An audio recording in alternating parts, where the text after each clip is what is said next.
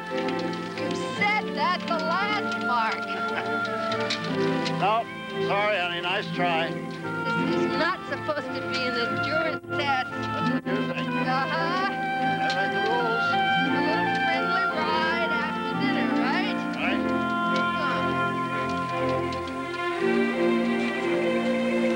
Excuse me. I have to turn the page. Okay.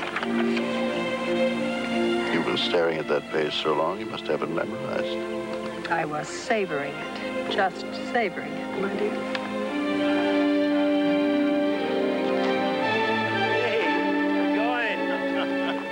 What happened to you?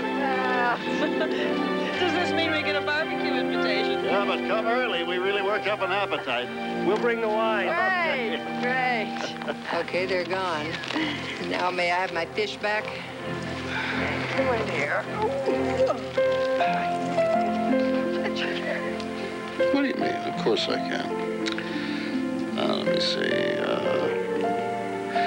As I often remark, when I'm low as can be, it's a terrible rat race I'm in. And what is still worse, I'm beginning to see the rats are quite likely to win. Ooh. What? It's not one of my more serious efforts. Oh, I love that song. You kidding? Oh, dear. I'll be glad to get back into the classroom. A year ago, you couldn't wait to get out of the classroom. Well, I've loved being here with you. I'll miss us here. We'll come back. Maybe I should put another log on the fire. Yeah, put another log on it. I will keep you warm.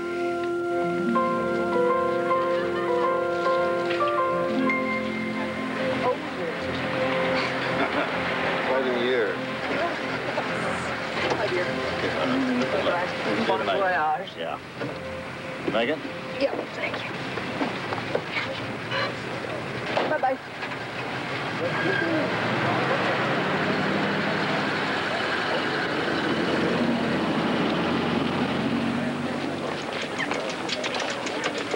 Hey, Barbara. Oh, Liz, hi. Great to see you back.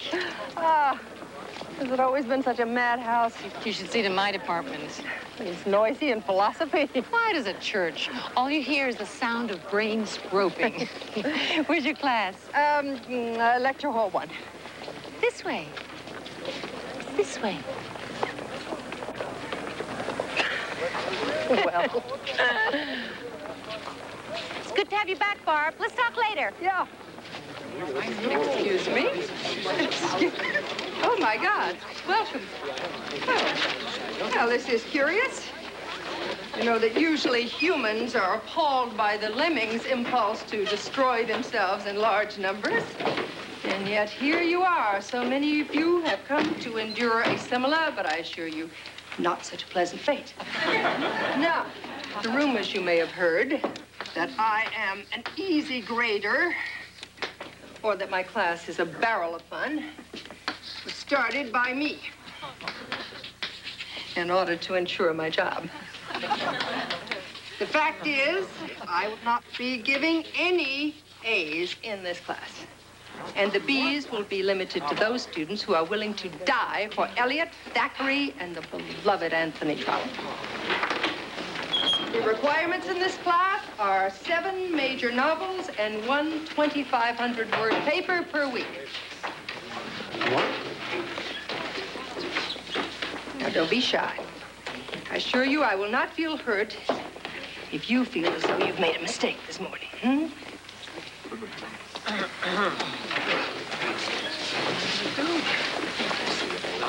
Now, this is far more manageable, isn't it? Let this be a lesson as to how language can be abused. Because everything I have just told them is a lie. However, when they learn the truth in the future, they will get over the hurt by having the sure satisfaction that this experience has better prepared them for life. Now I'm going to give you the real reading list. Only 5 major novels per week. Oh, I'm sure even an immature mind such as yours can come up with a few better examples, don't you think? Ah, Barbara! Oh, Marvin. Slouching toward Bedlam, eh? Oh, yes. Have a productive sabbatical? Yes, very. Relaxing, too. Bravo! As Santayana said, there is no cure for birth or death save to enjoy the interval. You and your Santayana. Of all the writers who are not read, he is not read the most. I heard you only cut your class by half this morning. Losing your touch? No, it seems that my absence made their hearts grow fonder. Perhaps you should think of taking a little time off, Marvin. Oh, in my humble estimation, I really think I am needed here. You must concede, Barbara, I do maintain a certain academic standard.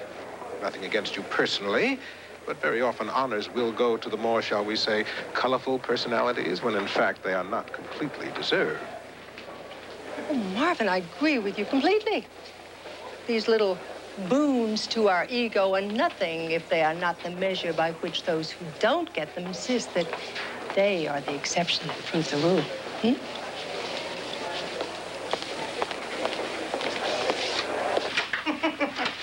Pompous ass. Now it feels like you're really back. I don't mean you. I mean Marvin.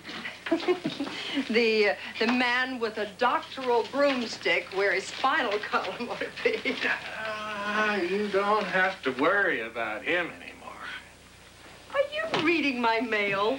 Well, somebody has to. How else can we sustain the irony of your being the last to find out? It says that the department is going to recommend that you be considered for tenure. What? Owing to the high caliber of your teaching and the exceptional quality of your portrait. And without a PhD. That's what Marvin's so upset about. Oh, this is amazing. Yeah, well, it would be, except that there's this thing about the rumors.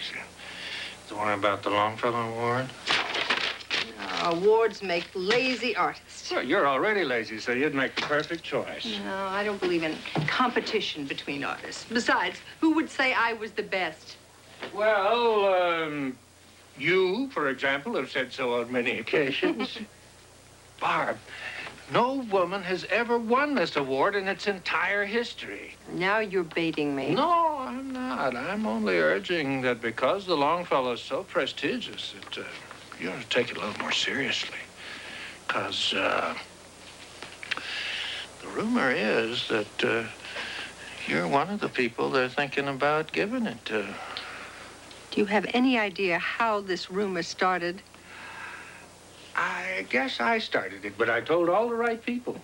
You are shameless. Well, I certainly try to be. And if you win this, old buddy, you're going to be the campus superstar. And before it's all over, you'll be mighty pleased that you have an irreverent, sarcastic, eavesdropping, mail-reading, known quantity like me in your life. Yes, yes. What? I'll be right there. What happened? My mother fell. She's in the hospital.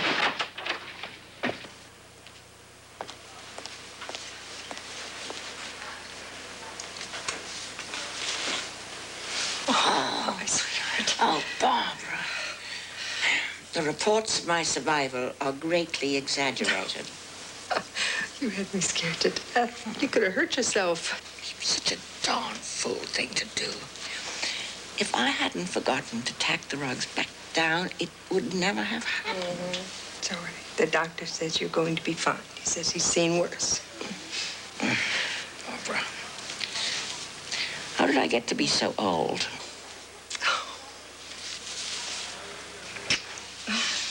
I love you. She just looks so frail. She's getting old. Unlike us. Hello? Grandma, here. Hello! Hi, Grandpa. Right over here. Hello, my darling. Oh, what a big girl. How are you? Come here, give Granddad a wet smack. Oh, yes. Oh, hello. Hi, darling. How are you? Good to see you. One second. Have you guys been to the hospital? Oh, Tom got to go in just for a minute. The girls and I had to wait in the lobby. And you girls go play now. Here. Okay, come on, Kathleen. Listen, would you like some dinner? Some cocoa van? There's a lot left. Oh, yeah. Cocoa Van again. Hey, Mom, I think you got that recipe down pat by now, huh? I cook it because your father likes it, and I don't know why you make such a point of it, Tom. Well, thanks anyway. Crises and hospitals aside, how was your first day back at work? Oh, it was great. Oh, and I haven't had a chance to tell you. I have been recommended for tenure. And there is a rumor going around that I might be nominated for the Longfellow Award. Right. But that is wonderful, just wonderful. Of course, I can't imagine getting the award, but the university would be thrilled. You know how colleges love to have award winners on their faculty. Come on, Mom, let's think positively about this. You are fantastic, and it's about time the world sat up and took notice. Here. You've deserved that for a long time, my darling. My dear, it's only given every 10 years. Are you making some comment about my age? Speaking of age, Helen and I were discussing on the way over. Have you guys given any thought to finding a home for Grandma? Grandma has a home. Tom means a place where she'll be looked after full time, so accidents like today don't happen again. Oh, no, she would hate a place like that. She'd never be happy. Yeah, but when she gets out of the hospital, it's only a matter of time before something like this happens again. Well, then we will all take turns taking care of her. She'll be fine. Well, the doctor said it may take her a long time to heal. Might be easier if she came here to recuperate. Oh, Dad, you're both too busy. Oh, I don't know. Well, what do you think, hon? Well, she can come and stay until she feels better. Well, Dad, I tried to save you from the live-in mother-in-law. You're on your own. Good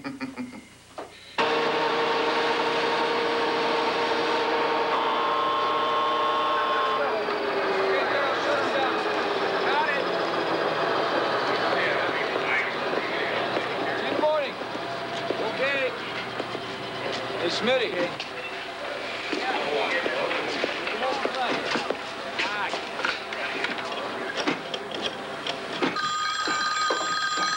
Hello? Hi. Listen, lover, I think you gave me the wrong list here. It says have battery checked, get mother's medicine, and give George the grocery list. No wonder I didn't get anything done today. You had my things to do list. Up here? No, it's gone. It's gone. Oh, would you? Oh, God. Yes, please. The little place that... right. How could I forget that? Yes. Irving's Chinese Deli. Oh, lover, thank you. Thank you very much. All right.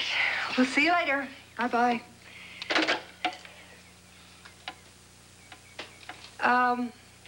What were you saying, Mother? You were going to bring me some tea, dear. Oh. I was just testing you.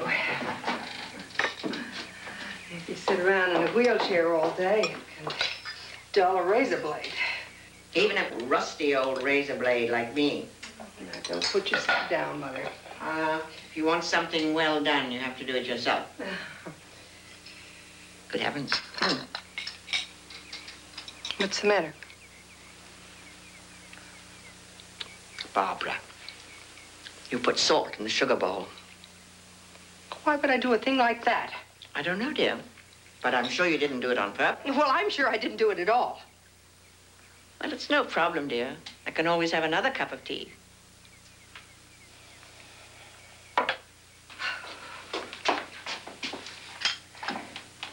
Well, don't look at me like that. Just think I'm some kind of an oddball. Can't even run a household. That's not true. Barbara, I think you keep a lovely home. Oh, why did you say I'd never keep a man happy? I don't think I ever said that. Oh, I think you did. I remember it very well. That's why I didn't go to the prom. Barbara, what are you talking about? That was all so long ago. You see, you admit it. You did say it. You know you said it, and I knew you shouldn't have come here. You never should have come here. Never.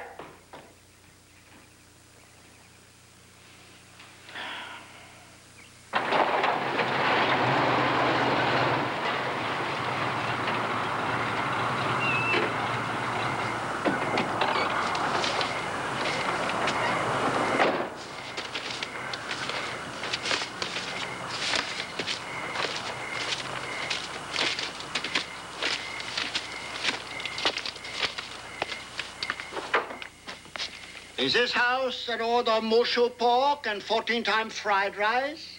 Hmm? Hello?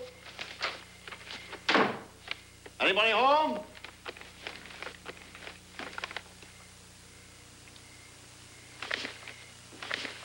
Lorraine? Lorraine? You all right? I don't know what to do about Barbara, George. What's the matter? You two girls not getting along? George, something is wrong. She yells at me. It's terrible. Well, I've never known two grown women who could live peaceably under the same roof for very long. No, it's more than that. Haven't you noticed how she's changed? We're all changed, Lorraine. I used to be so skinny I had to wear 2 sweaters to fill me out. I had more hair than Ted Kennedy.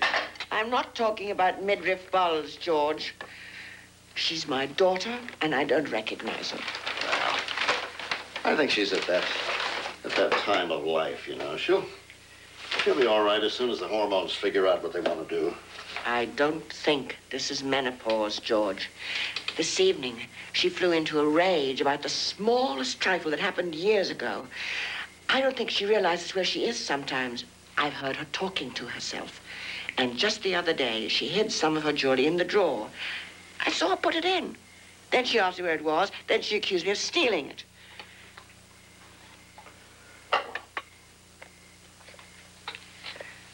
You don't want to hear this, George, do you? It isn't that, Lorraine. George, how long have you known that something is wrong?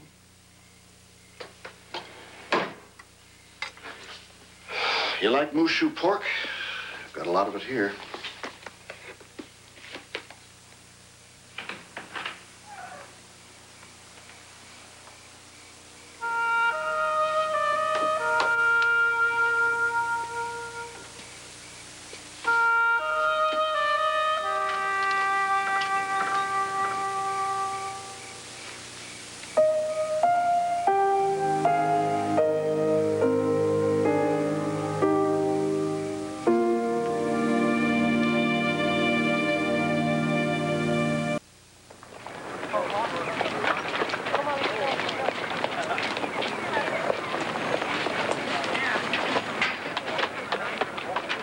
We have seen in this survey of poetry, from Pindar to punk,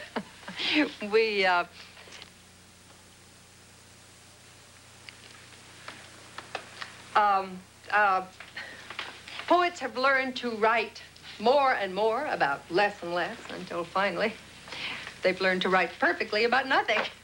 Do you include yourself in that? I include myself in everything. As Oscar Wilde once said,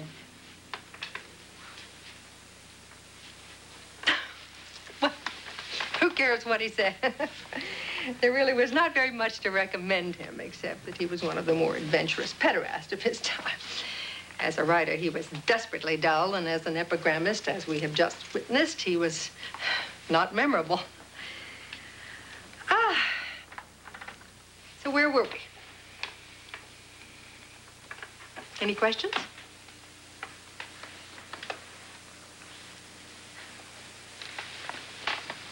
Well, if you have nothing to add, I don't know why I'm here. You're not willing to participate in either side.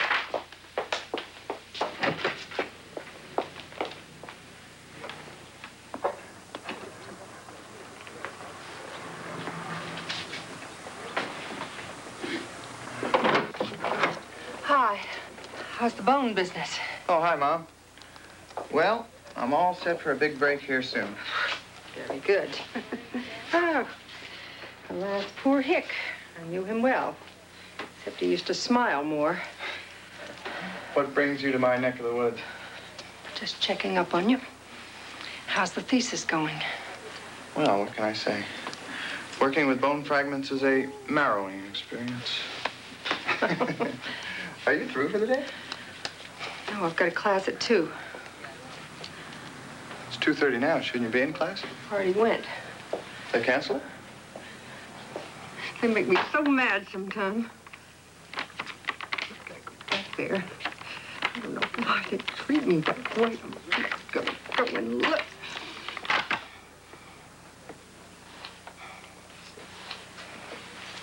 I don't know why I did that. I don't even know why I went there. Mom, wait. Anyway, I don't know why I went. Mom, who are you talking about? Mom!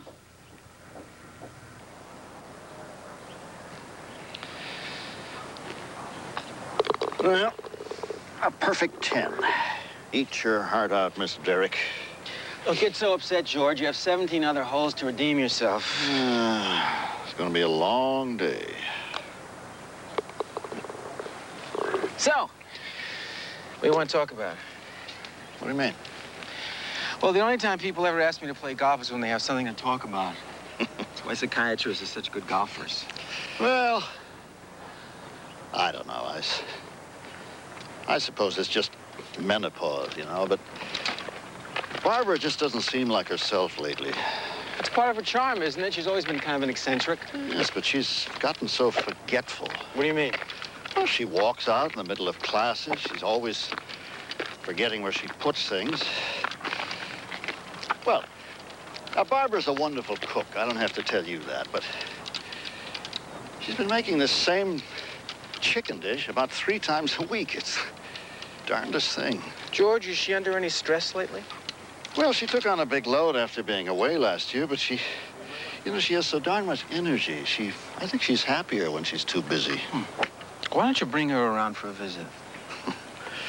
Well, no offense, Jerry, but as much as she likes you, I don't think she thinks too much of psychiatry. But I tell you what, the college is hosting a party in Barbara's honor, and the faculty is all invited. Why don't you come to that? What's the occasion? Well, Barbara's being considered for the Longfellow Award. So her publisher is reissuing her complete works in 1 volume. Oh, that's wonderful. Yeah. I think it's a plan to woo the nominating committee, but come anyway. You'll just see her. I'd be happy to. Personally, I think the nomination's in the bag. All we have to do is go through the motions. In the bag. It's part of the living language, Marvin. We can't all be linguistic necrophiliacs like you. Gentlemen, can we set departmental discourse aside long enough to plan this party? I would suggest that the department is making a grave mistake by extending itself so far in Professor Hollis's behalf. Her unusual behavior of late. Ah, Barbara. So good to see you. I heard I was wanted here. The notion was so refreshing, I thought I'd come. We wanted to talk to you about the party tonight. To coach me, you mean? No, Barbara. Don't give us a hard time, huh? We are simply trying to profit from your talent. It's sort of a Beethoven was my roommate approach, huh? Anyway, we feel if you know what you're walking into, you won't step on any landmines.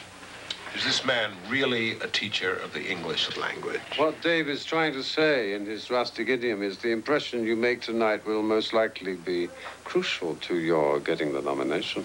I know that. That's why I don't want to go. Look, when Richard Volk was at Atlantic Monthly, he gave you some of the best reviews you've ever had.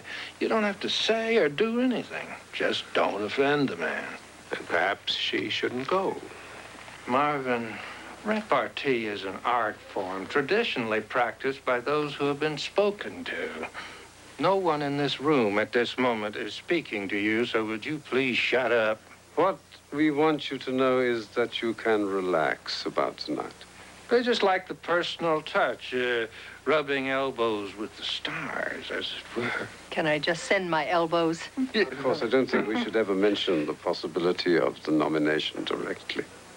I hate this playing game. But the man is in town, like it or not. For us to ignore him could be to lose the nomination for you. And your publisher reissuing your work does give us a legitimate occasion. But there's nothing new. There's nothing Mr. Vogt hasn't already seen.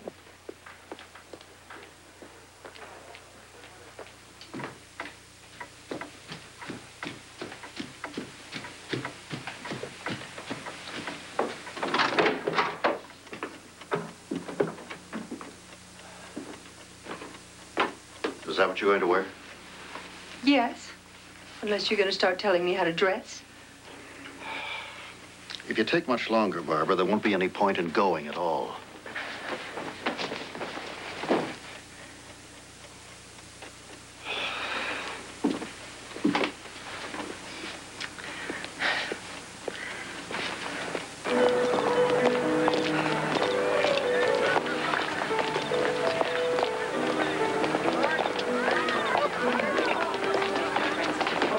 Excuse me. Hello, you two. What kept you so long? Hi, I had Liz. to get dressed. Oh. Well, I gotta hand it to you, Barbara. This turnout makes Marvin Langdon's tenure party look like a wake for a dead pigeon. The bar's right over there across the room. Wait, I'll be right with you. Oh, wait. Thank you. Oh, no, wait. Just hold on, just a sec. Oh, that's much better. Thank you very much. That's all right. Reality is the crutch for those who can't take booze. Okay, just take it easy, honey, will you? Could I have a martini? Barbara? Barbara! Congratulations on the new collection. I'm sorry. Oh, Jerry Kaplan. Oh, I know you. I mean, I've seen you. You teach here, right? In the medical school, honey. Oh. You like poetry? I like your poetry. I'm a longtime fan. Oh. Barbara. Do you know how my husband and I met? I don't think Jerry wants to. No, I would like to. Hi, Dave. Doctor? Yes. Can I borrow her for a minute? Sure. Bye-bye. What do you think? Well, let's wait. I was beginning to wonder if he was going to show, though, but are you all right? I will be. Barbara, I'd like you to meet someone very special who just happens to be in town. Barbara White-Hollis, Richard Boat, distinguished critic of the time. I am so pleased to meet you. You know, I'm quite an admirer of yours. Oh, this is a big surprise. I'm so glad you just happened to be in town. There are so many questions I'd like to ask you. I hardly know where to begin.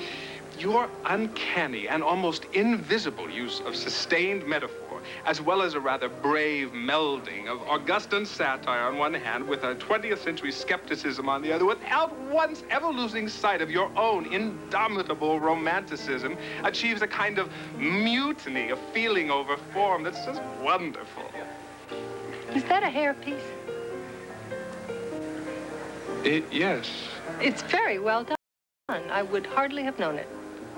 Oh, they warned me that you were unpredictable. I had no idea you were so attractive. What did you say you did? Oh, I've yet to meet the writer who could resist needling a critic. Fully understandable when you think about it. Well, the trouble with critics is they wouldn't recognize a horse's ass unless they splat on their shoes. Well, Barbara, I'm sorry that you didn't get here earlier. The time has come to get Mr. Vogt to the airport. With the storm that they promised us, if he misses his plane, he may wind up spending the weekend. Do you want to spend the weekend? Well, I almost wish I could. It seems I have to leave, though. Mrs. Hollis, it's been a complete pleasure. Really, it was so nice meeting you. And congratulations again on the collected works. The what? Oh, thank you. Yeah. I'm glad to you, old pal. If I had tried that, I'd have my head handed to me on a pointless spine.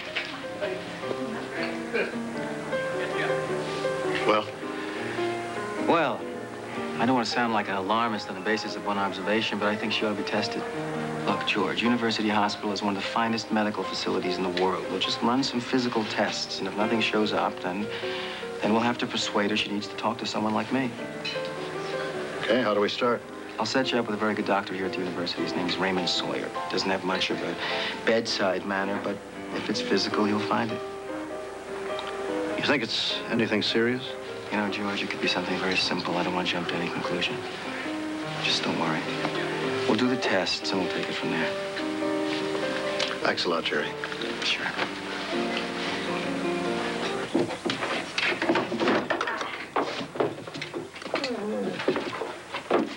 You lose something, honey?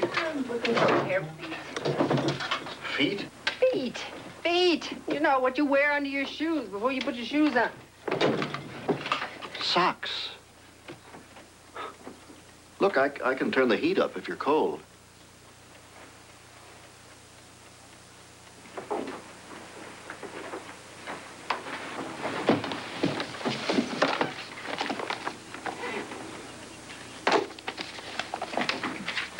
Barbara, what are you doing? Barbara?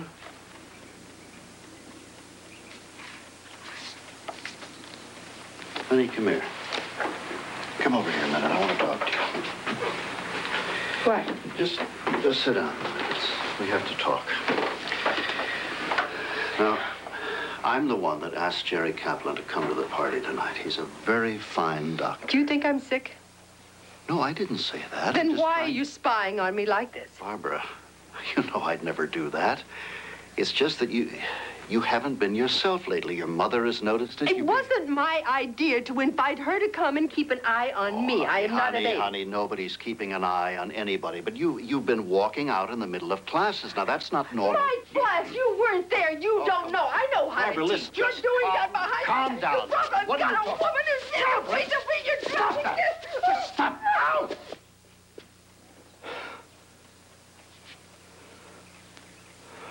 All right. All right, I won't touch you, but just sit down and calm down, will you?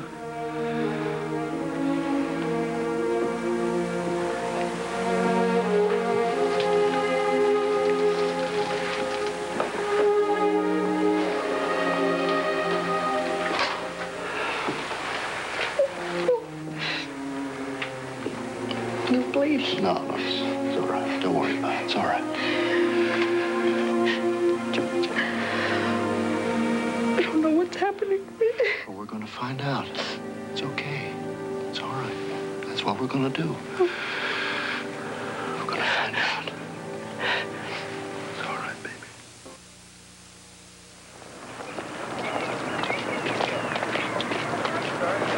But, Mrs. Hollis, when was the first time you had trouble remembering?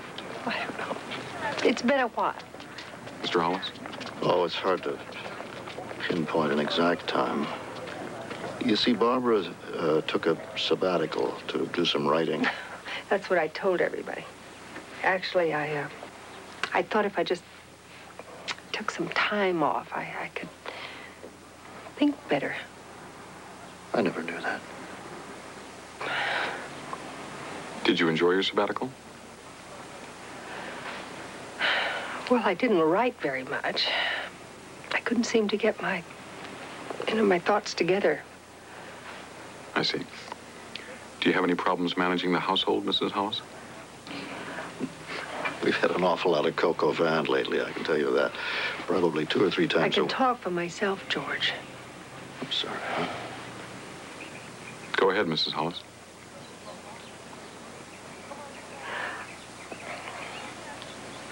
What is the question? Mrs. Hollis, can you tell me all the words you can think of that begin with the letter B?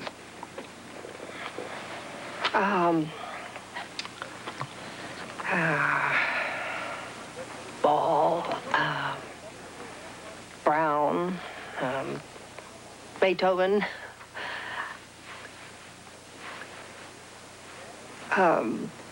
Bubble. Good, that's good. Now, can you explain the meaning of the proverb, people who live in glass houses shouldn't throw stones?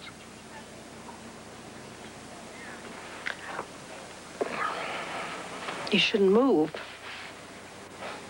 You might get hit by flying glass. That's very good. How do you feel, Mrs. Hollis? Feel? Physically? I feel fine. I just feel as though I'm losing my grip. I get so frustrated when I can't. I'm sorry. Dr. Barbara attacked me physically. Now, I've never known her to be violent in any way. Mr. and Mrs. Hollis, the things you mention can be symptomatic of a rather wide range of causes. Now, I'd like to run a series of tests. Well, couldn't you give us just some idea what it might be? Not until I see the test results. We'll guide you through the process. We can start Monday. I'll go ahead and make the arrangements at the hospital, and my nurse will fill you in with all the details.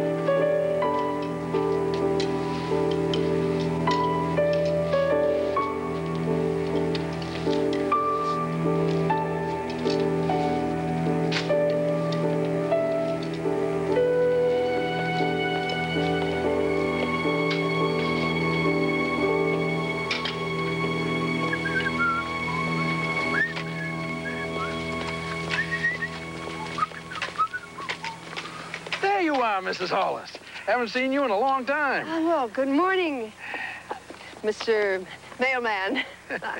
You have a missive for a lady in waiting? Mr. Mailman. That's what all the little kids call me. A missive, huh? Looking for something important, I take it. Morning. Pruning your trees in the spring, Mr. Hollis. Don't want to ruin all that new growth. Building a treehouse. How many years you been building that treehouse, Mr. Hollis? Too many. There's something from the Longfellow Society. Hey. Sounds like good news. Always glad to be the bringer of good news. Well, so long, folks. So long, Morty.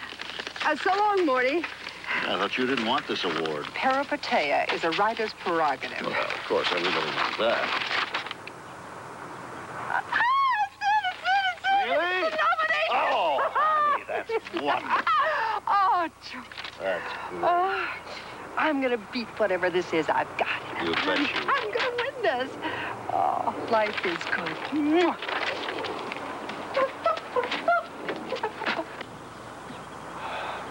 I have to preface this by saying this is an area where it is extremely difficult to make an accurate diagnosis.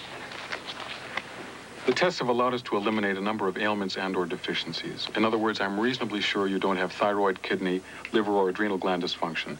You don't have a calcium or B12 deficiency. There is no evidence of elevated FSH, the hormone associated with menopause.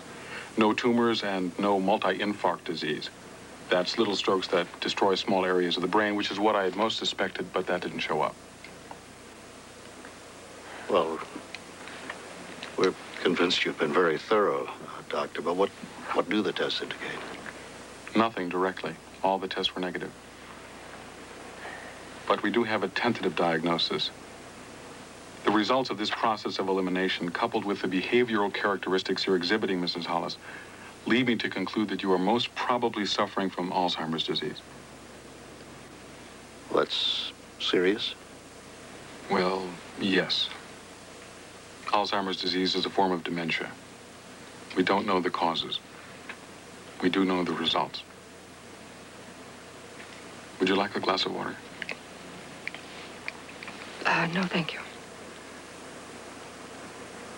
The malady is characterized by the gradual loss of memory, language skills, social discrimination. The patient seeks the familiar and tries to avoid the unfamiliar, often undergoes radically changed behavior and personality. Eventually, even the ability to complete the simplest physical tasks, dressing, bathing, walking, eliminating, will be unlearned in kind of a backwards aging process.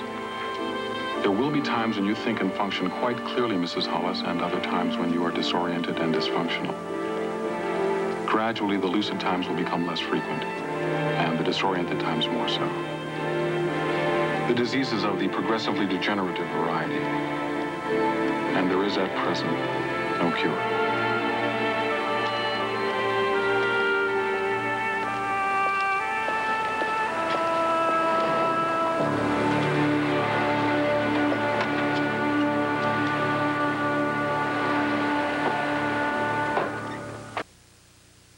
So, finally, they proved without a shadow of a doubt that Shakespeare did not write all those plays they said he wrote. They were written by another man of the same name. At any rate, besides a few facts in the official records, we know very little about Shakespeare, except that that was his name. Sorry, you. Isn't it said that Shakespeare was a plagiarist, taking his material from established age-old stories and myths? Thus, the credit we so faithfully attribute to him, in fact, rightfully belongs to other enlightened authors? No. In Hamlet, we have a man who made a great impression on Shakespeare, but he came first. And whether or not he made a great impression on all the people who were writing plays at that time, or on just on the one I said, or whether he did that to a man whose name was Thomas, and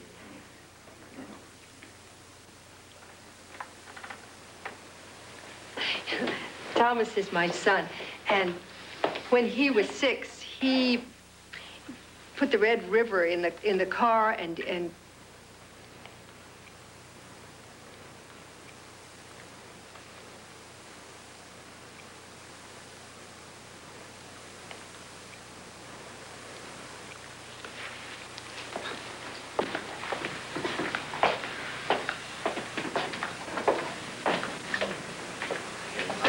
act like I was harboring a criminal. Not at all. However, I do feel that you are closing your eyes to a situation which is insupportable. Barbara simply left her classroom. We've all done that before. Oh, I beg your pardon. Mrs. Hollis wanders the halls. She has abandoned her classes on several occasions. She is at times practically incoherent. I must agree with Marvin. She is suffering from some sort of imbalance. Perhaps a leave of absence. You'd really like to fire her, but you just can't bring yourself to do that unless she's so imprudent as to lose the big prize. I don't like your tone, Dr. McDonough. I would not like to fire her at all. However, it must be recognized that Professor Hollis is no longer capable of conducting her classes. For the meantime, a leave of absence taken immediately would solve our dilemma. Then, of course, if she wins the Longfellow, she will be given emeritus status. If she doesn't win? You're not doing her any favor by carrying her.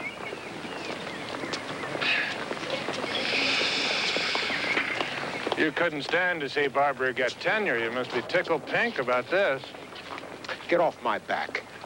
I find this turn of events just as unfortunate as you do. Sure.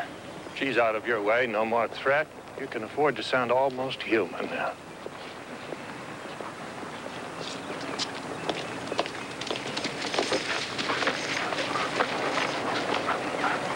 I'm gonna put you on the welder for now. We'll get back to this later.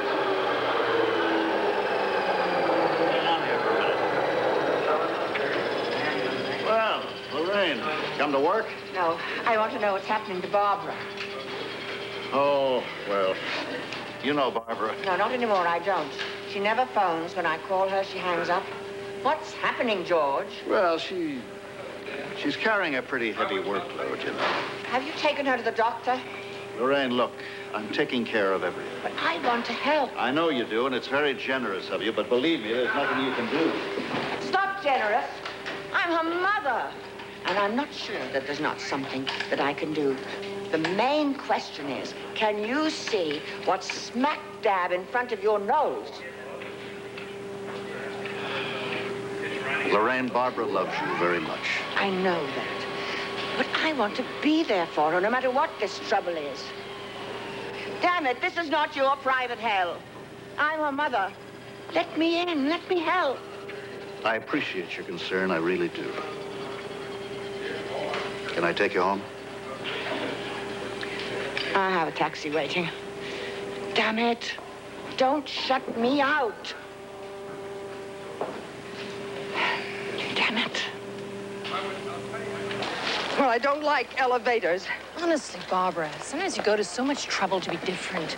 Elevators are here to stay. You can't turn the world back to pre-technology. Can if I want to. It's not making any sense right now. I don't know how to talk to you when Well, you get then like don't this. talk to me. Liz? Liz? Hi. Hi. I thought that was you. How are you doing? Fine. Hello. Barbara, this is my tennis partner, Julie Myers, Barbara Hollis. Hi. I'm so happy to meet you, finally. Liz has been telling me about you forever. So, look at all your stuff. You're like me. You couldn't miss a sale if your life depended on it. Well, we've had it for today. I think I wore the numbers off my credit I card. can't talk to you now. Oh, right. But I gotta get home, too. Listen, I was going to call you anyway. Can we get... If you're going to stand there talking to that slut all day, I'm going to the car by myself.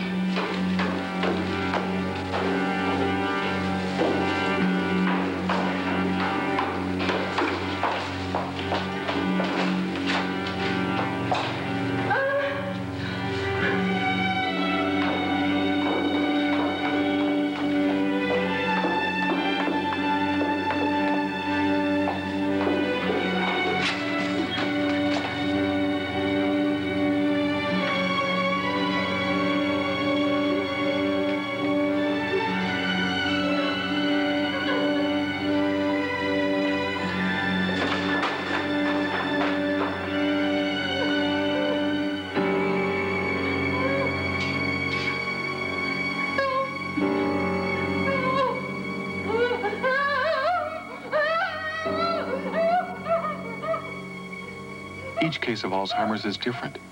No two victims experience exactly the same symptoms, nor do those symptoms follow the same rate or pattern of development. As it happens, your wife's disease is progressing unusually fast. I think you need to prepare yourself for a very rough ride. I can take care of Barbara. Your family can be very supportive if you let them in on it. No, it's a private matter. They all have their own problems to worry about.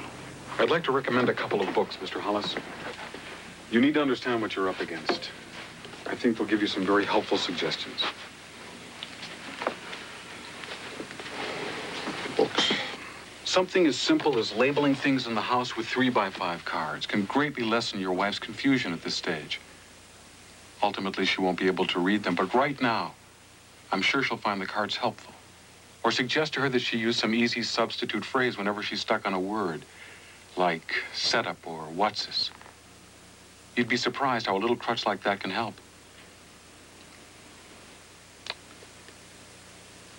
Oh, that's what it all comes down to, though. A few little crutches.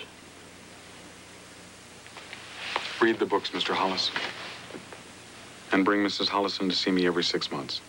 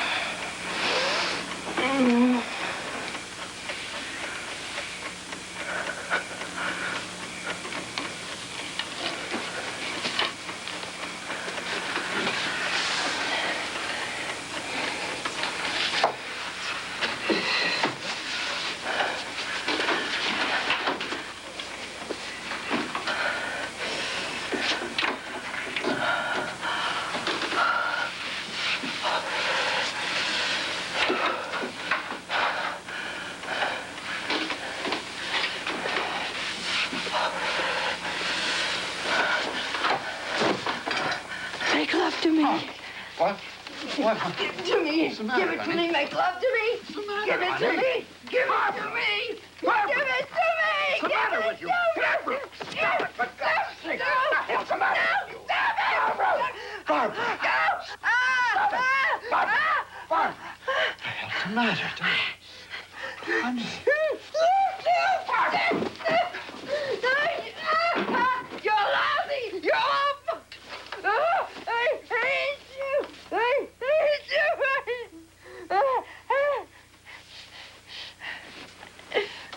Barbara.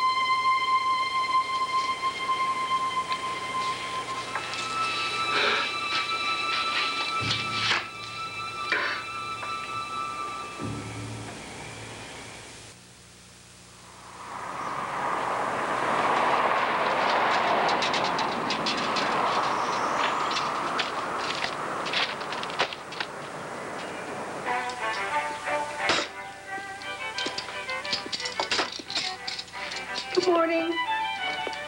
Morning.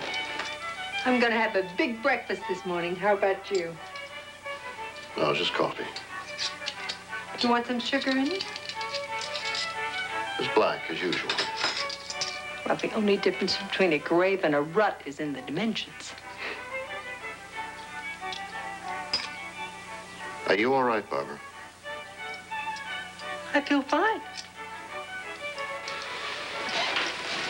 Do you want some coffee? We already went through that. Yes, I want some coffee. Just try to remember what I say, Barbara.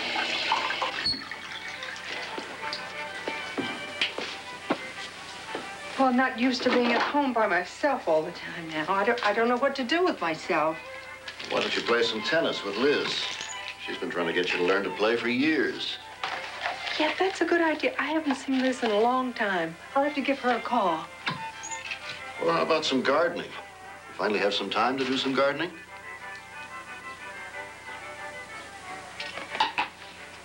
Yeah, that's a good idea.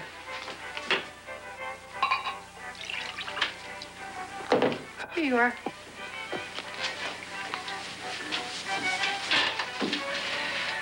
Barbara, I asked you for coffee. This is orange juice.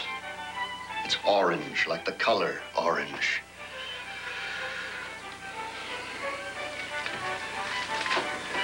Barbara, you have tremendous inner strength.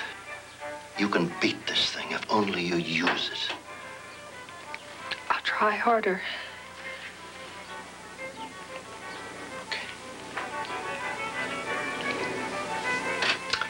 I've got to go. I'm running late. I'll see you tonight.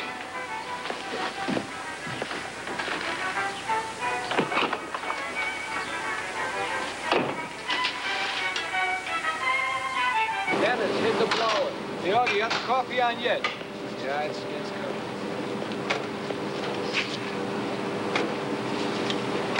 George. Hey, Gary. Morning. Good morning. Good to see you. Hope this isn't inconvenient. No. Not at all. Come on in. Okay, I haven't heard from you in a while, so I thought I'd just stop by and check in. This is a fascinating place you have here. Yeah, it must be quite a culture shock coming from an academic setting, huh? Yeah. You want a little coffee? No, I've had enough coffee this morning. Okay, thanks. So, how's business? Oh,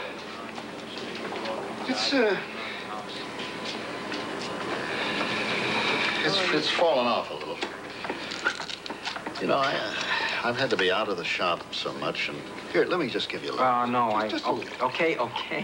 And Barbara needs this and that, and... I kind of figured that. Well, that's not the only reason, of course. No, I think some of my customers are kind of just covering themselves in case I retire or, you know, whatever. Well, here, this will give you an idea. Now, this is half the order these people gave us last year. Look, George, I can tell you're kind of busy, so I'll just jump into it, okay? Well, I knew something was coming. I'm just happy you didn't suggest a golf course.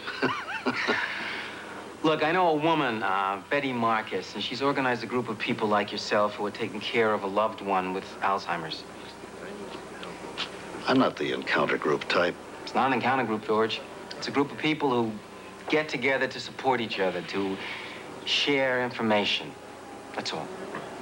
Can I have to give you a call? I don't think so. Thanks anyway, Jerry. I really appreciate your concern. I'm going to be straight with you, George. Bottom line, you can't run a business and take care of an invalid full-time all by yourself. And the sooner you recognize that fact, the sooner your life is going to stop feeling like the walls are caving in. I'm your friend, George. I'm sorry. I wouldn't be doing you a favor by ignoring this. Things aren't going to get better. Things aren't going to get easier. Don't wait until you've hit bottom to do something about it. Look, George. That's Betty's name and number. Hang on to it. When you're ready, give her a call. Take care of yourself, George. I'm here if you need me. Thanks, Jerry. No. Not a big party, you know, just a few friends for dinner. Okay. No. Of course not. Listen, I know how that works. Barbara used to spend hours looking at term papers. Okay. No. We'll make it another time. Okay. Bye-bye. Liz can't come either? No, Liz can't come either. I'm going to call the kids. We'll make it a family celebration. I already did. Tom is busy. Oh, listen, he's not going to pass up a good steak dinner. I'll call him. No, don't. And don't call Mother either. I don't feel comfortable around her. Barbara. We don't need to have a party. People don't want to come. We don't need to have a party.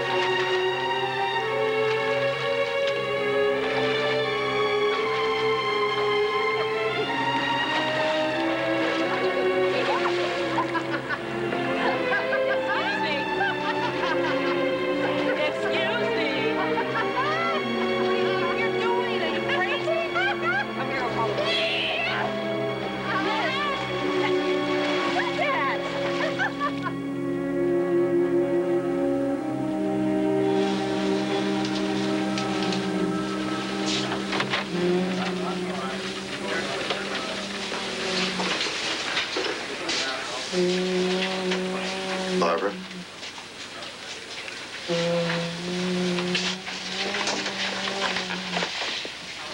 Barbara, it's me, George. Do you know who I am?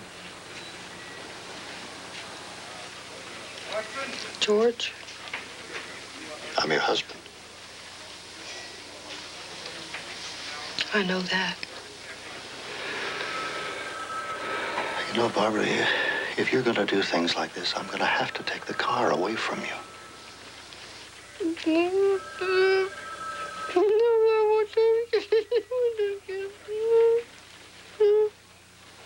Barbara, what am I going to do with you? You force me to treat you like a child. Okay.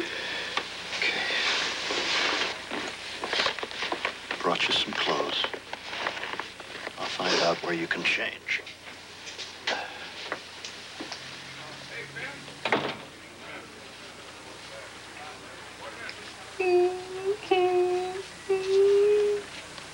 We should have gone to their dinner party. Well, they probably had a better time without us. It's not really our group. Nobody else went either. Well, it is hard to be around her when she's in these moods. It is not her moods, it's her illness. The doctors have given her all kinds of tests. Every one has proved negative. Tom, you know full well the doctor said more than that. He's speculating. He doesn't know for sure. Tom, you are not being fair. You ought to go see her. She always asks about you. Daddy, come hold my feet. I want to do a handstand. Not now, Pumpkin. I'll come out in a little while. Now, you go out and play.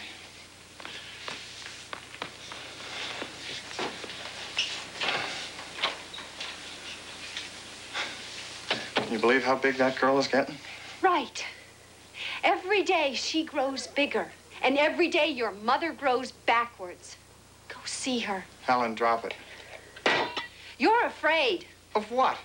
You're afraid you're going to get it. I'm her son. You don't think that scares me, too? I wish they knew more about it. But you can't let fear keep you away from her. She's your mother. She needs you.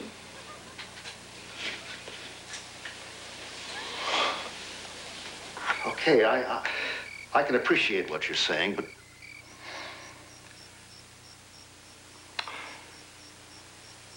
All right. Yes, I'll tell her. Good night.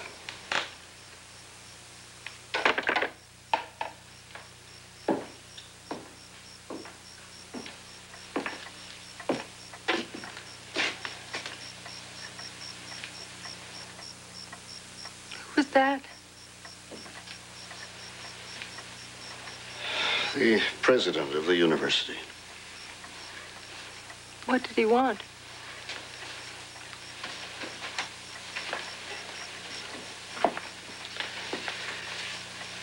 They're going to let you go, Barbara. Go where? No, they're going to take you off the teaching staff.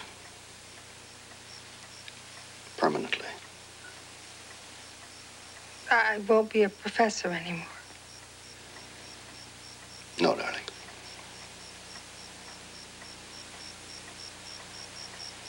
Because I was in the wet today? In the water, not in the wet. Yeah, that's why.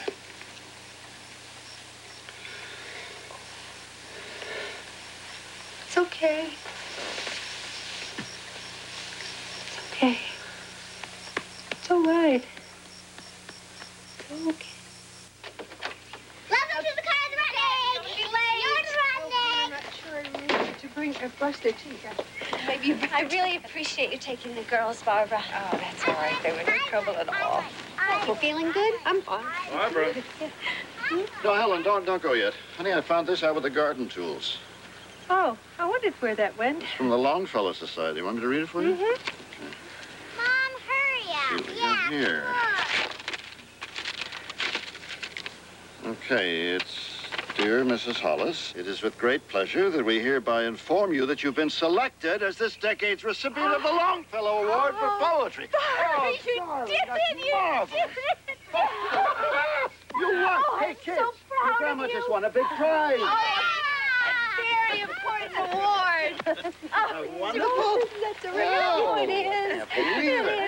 It is. Oh, it says there's going to be an award ceremony. I want to write a speech, and I want to make it at the award ceremony. Oh, honey, it's enough just to say thank you. You don't have to prove anything to anybody. Oh, there's something I want to say. I wish I could stay and celebrate, but I gotta get these two home. I can hardly wait to tell Tom. Come on, girls. See you later. Congratulations, Grandma. Thank you. Bye-bye. Bye.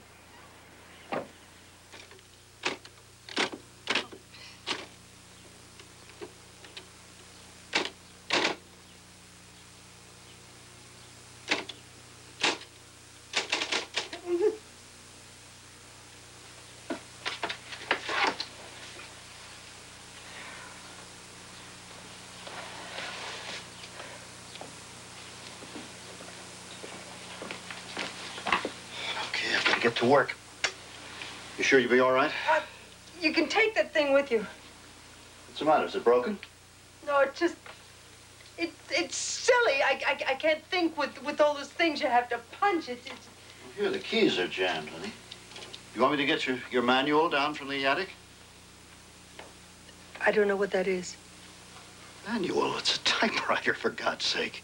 No, I don't want a typewriter. I think better with my fingers holding a pencil in my hand. Barbara, come here. Come here. Put it down. Come over here. You can't think with your fingers. Nobody can think with their fingers. And you've got to try. You're never going to get better if you don't try. Now, come on. Just one... No, one finger at a time. Oh, now look what you've done. You shouldn't be trying to write the damn speech anyway. Don't do that, Barbara. It won't go off. All right, if it won't go out, pull out the plug. That's how you turn off the power. God's sake, you're like a 2-year-old. I have to teach you everything. I'm sick of it. Sick of it.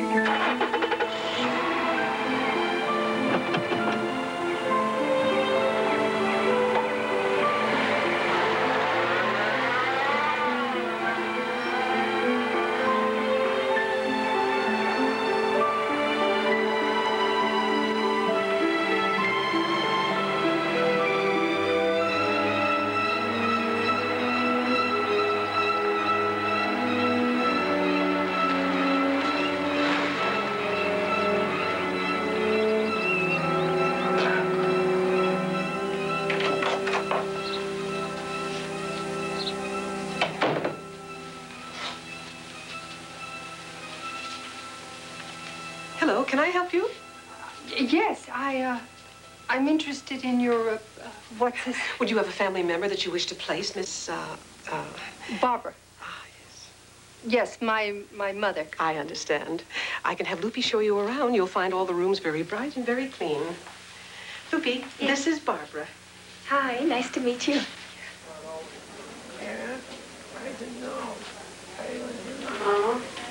Mama. Mama. Hi, Mrs. Barkowski. Mama. Oh, you finally decided to get out and socialize, huh? Good. Mama. Good. Mama. Excuse me. Do any of these people have Alzheimer's disease? Oh, over half of them. We're one of the few facilities in the state that will take them. Mama. Why? They're very hard to take care of. Mark your card. This is one of our recreation rooms. We try to keep our patients as busy as we can. B10. Do we have a winner? Do you have a bingo, Mr. Shulman? I think I messed the floor. Oh, we can take care of that, Mr. Shulman. No problem. Wally, please. All right, take it easy. Here you are. Now we're going to get new cards, and we're going to start a new game. All right, Mr. Do these people have Alzheimer's? Yeah, most of them. Hi, Mrs. Hogan. How are you today? Okay. Good. I'm getting a little tired of it, but yet I can still go on. Most of them don't talk. Well, some of them never stop talking. They need medications to keep them from being impossible.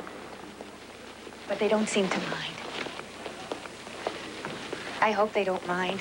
I think most of them are too out of it to know the difference anyway. Hi, Mr. What time is it? It's almost time for dinner, Mrs. Boyer. What are we going to have? We're having lamb chops, your favorite. I don't like lamb chops. Oh, you do like lamb chops. I don't like lamb chops. I don't like mashed potatoes. We're not having mashed potatoes. I don't like carrots. I don't like liver.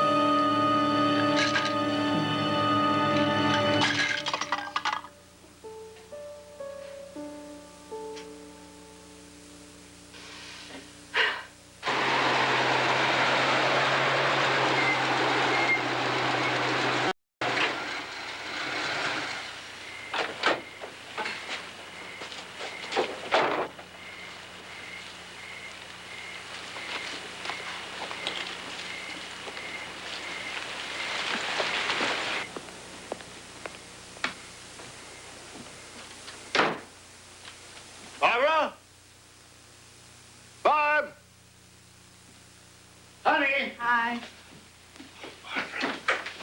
Are you all right?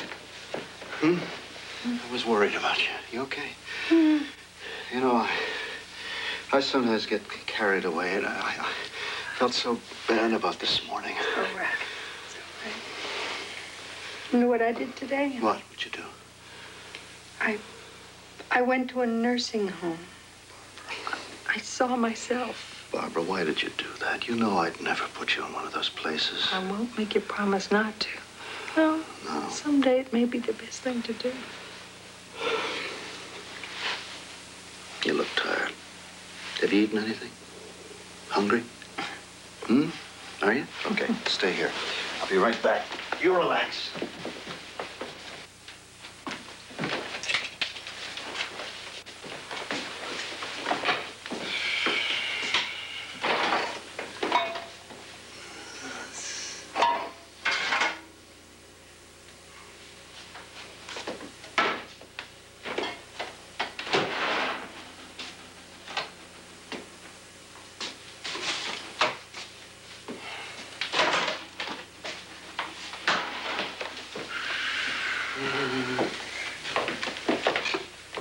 I need a baking tin for these, don't I?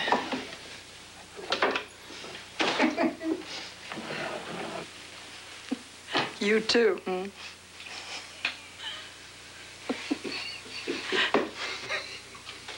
Yeah. Oh, boy. I don't know which of us is worse. The one who can't remember where anything is, or the one who got to be this age and never knew.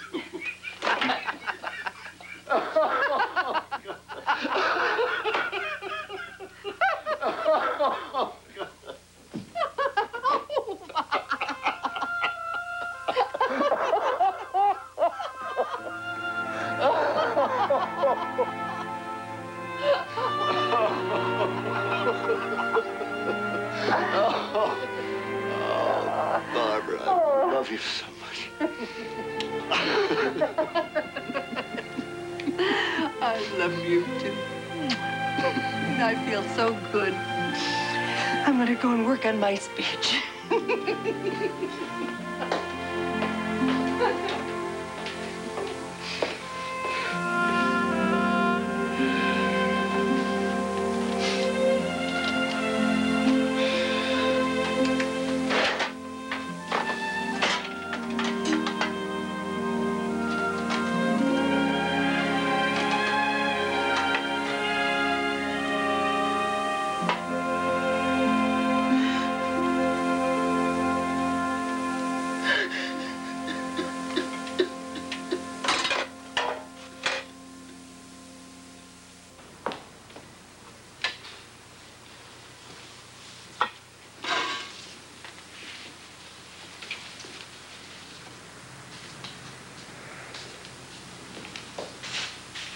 Hello.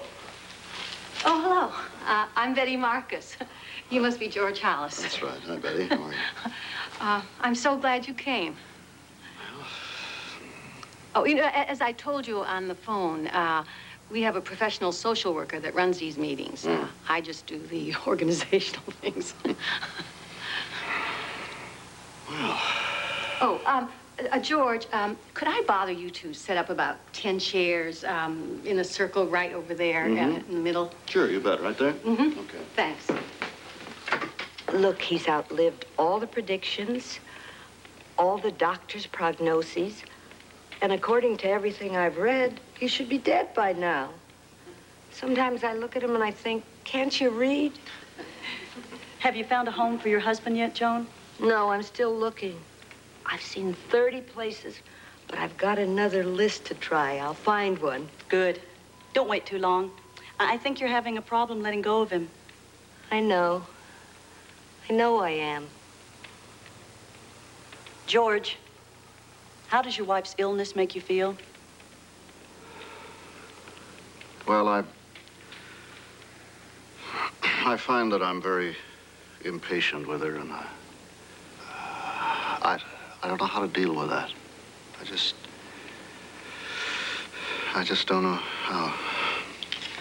I used to have that kind of anger too, George. My wife can't control her bathroom habits. finally, one day, I made her wear a diaper. She cried. I felt like the meanest son of a... But I never made her wear a diaper again. And that was the last time I yelled at her, too. George, are there things you don't understand about your wife's behavior? She's changed. She's not the same Barbara. I miss her. How do the rest of you handle this feeling of loss? Anyone? My husband sleeps. 3 years, he just sleeps. I think sometimes I just have to go out and talk to someone. A man. And I want very much to be held. I'll say it, I need to be held by a man. It is asking a great deal of yourselves to remain true to your marriage vows when your spouse is no longer the person you married. It's as if they're already gone. Hey, where does it say in your vows you can have a sweetie pie on the side? I don't know. Should we change the subject? You all look a little miserable. He got a divorce early on when Alex was still able to function. Sorry. Oh, we were advised to. I don't know if you know it, but insurance doesn't cover the cost of care. And our lawyer advised us that we would have to go bankrupt before Alex could qualify for state aid. And the only way around it was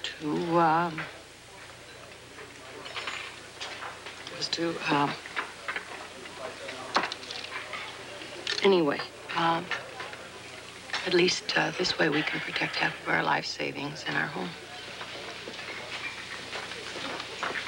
It's terrible, Betty. I'm very sorry.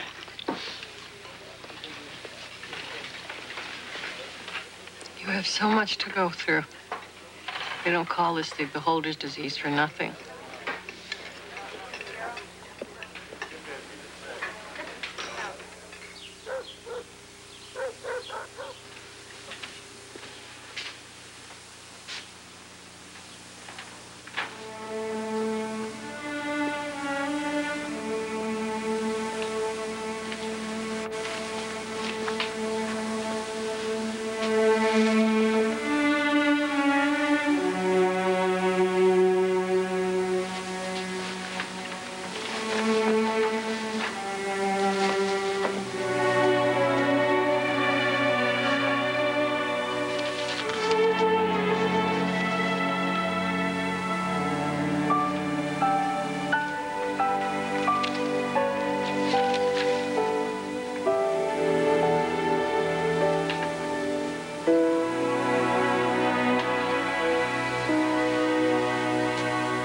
Okay, now we're going to read Wally the Frog and the Two Princesses by Barbara Wyatt House.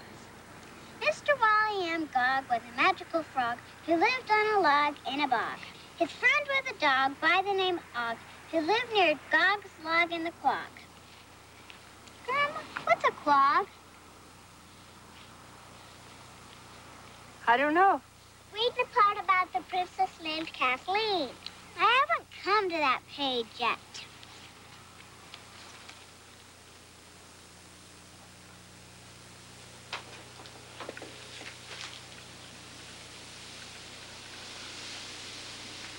Hi, Mom.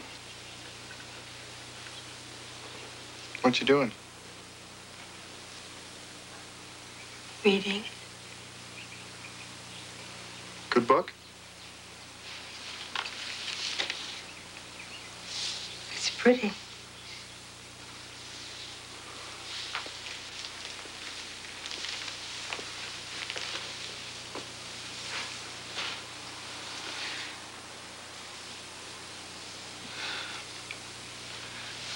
Mom?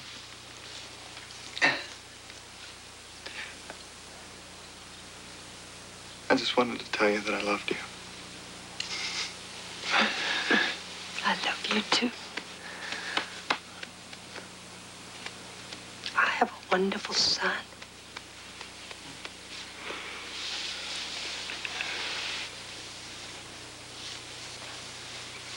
He reminds me of you.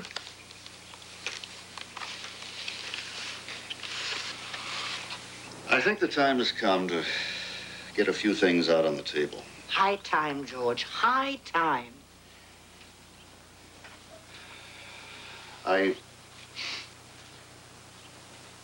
I've been very foolish. George, I like a man who can admit when he's made a mistake. That takes guts, George. Lorraine, if you just let me say this before I lose my guts, I promise you can talk all you want later on, okay? Okay. Talk. Now, I haven't wanted to admit the truth of what's been going on here. But I'm willing to do that now. And I need your help, all of your help. Tom, I need your help, especially you. It's not going to do anybody any good if you won't admit that your mother is sick. Now, I've got a couple of books. I'd like you to read them. Either that or come with me to the support group. I don't know about that, but I will read the books, Dad. Now, don't stay away, son. That's the worst of all. Yeah. Now, you all know the Longfellow Award ceremony is coming up. Barbara has decided to make an acceptance speech. They're even providing free airfare for all of us. I think we should go and be there with her. And here I thought I could get through my whole life without ever having to set foot on a jet. Well, I'd say it's high time, Lorraine. High time. Dad, Mom can't make a speech. She'll make a fool of herself. Now, none of us want that for her. She wants to do this, Tom. I don't know.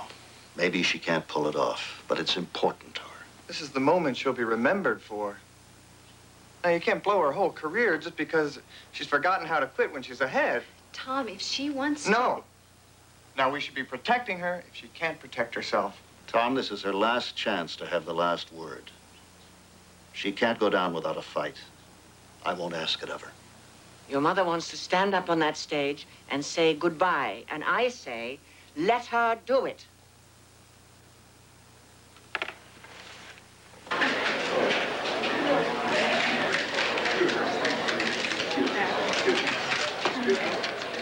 Hi, old buddy. Dave! Dave! Oh! Oh! You sure look like a winner tonight, didn't you? You look beautiful. Well, shall we go ahead? Oh, yes. Sure. We have gathered here this evening to honor a woman who, with her unique clairvoyance, has been able to give us a rich and compelling body of work. An artist who illuminates our times in a way that very few artists of the past have been able to illuminate theirs. I'm very happy to be able to present to you this decade's Longfellow Poet Laureate, Barbara Wyatt Hollis.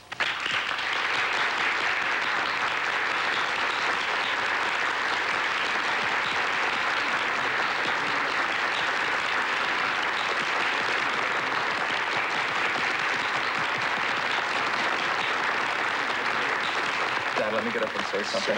Sit down. You okay?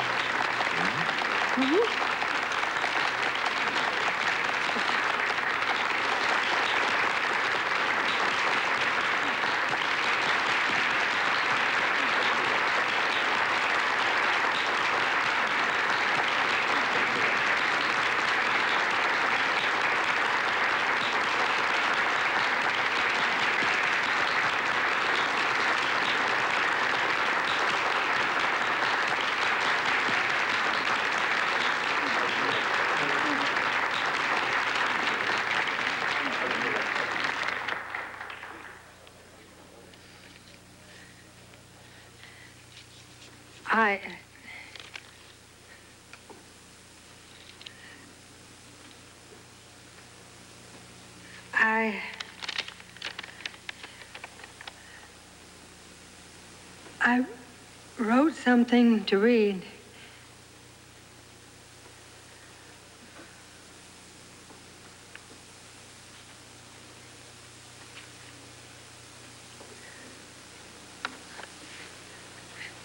Look at the pretty... What's it?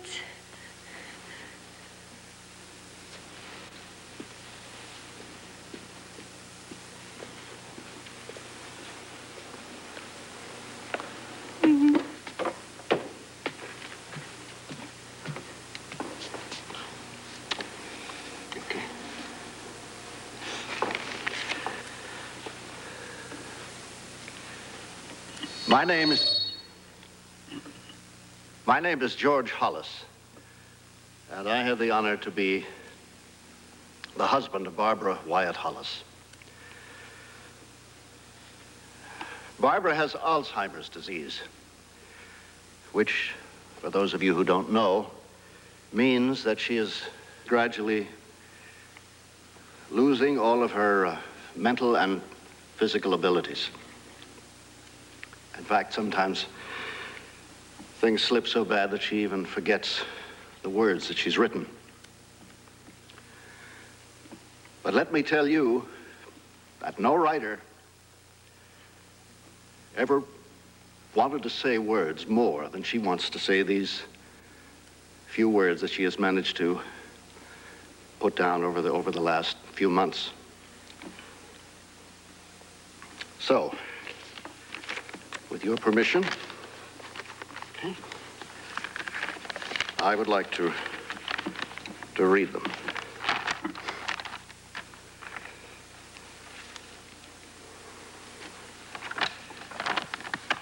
Our friend Dylan Thomas once told us, "Do not go gentle into that good night." And my friends, I have tried to rage against the dying of the light. But now my rage is long since spent. Not squandered, not even proudly laid upon the bar, but given out grudgingly to a dark, unseen creditor who drags me into the darkness for debts I do not remember. Day by day, I feel myself sinking slowly down the funnel of a silent cyclone whose edges only spin me when I try to climb out.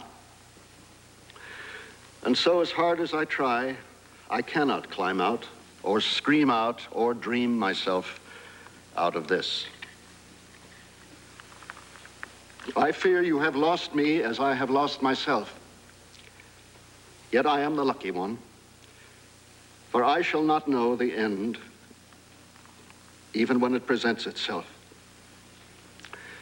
So you will suffer for me. Nobody ever said life was fair.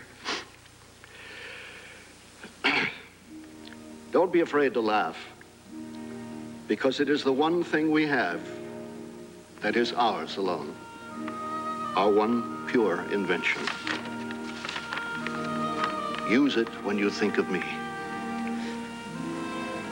Do not cry for me. I've lived better than anyone I know. I've had the rare chance to say every damn thing I ever wanted to say. And people listened. And although I have forgotten many things, I do still remember love. I have loved my life, and I have been loved. Loved in a way that we only dream of being loved. Loved by my husband, my child, my parents, and by you. As laughter is our purest invention, love is our purest gift. I would like now to return the gift. So all I want to say is,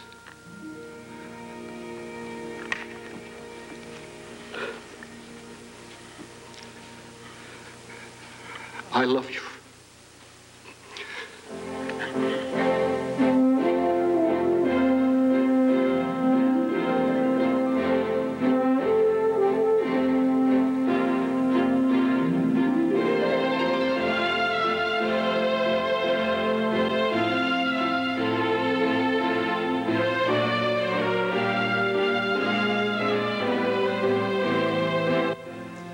Colleen Williams in the Channel 2 newsroom. Coming up next, the latest research on Alzheimer's disease and where you can go for help in the Los Angeles area. That's coming up next.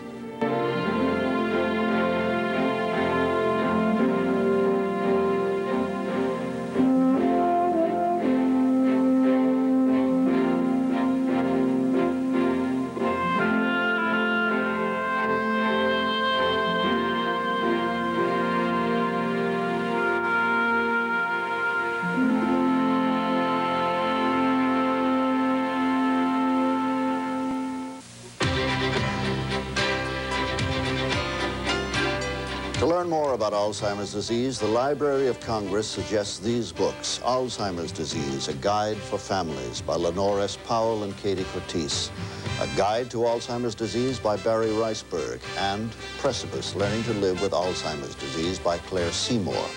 These and many other good books are waiting for you in your local library and bookstore. Visit them.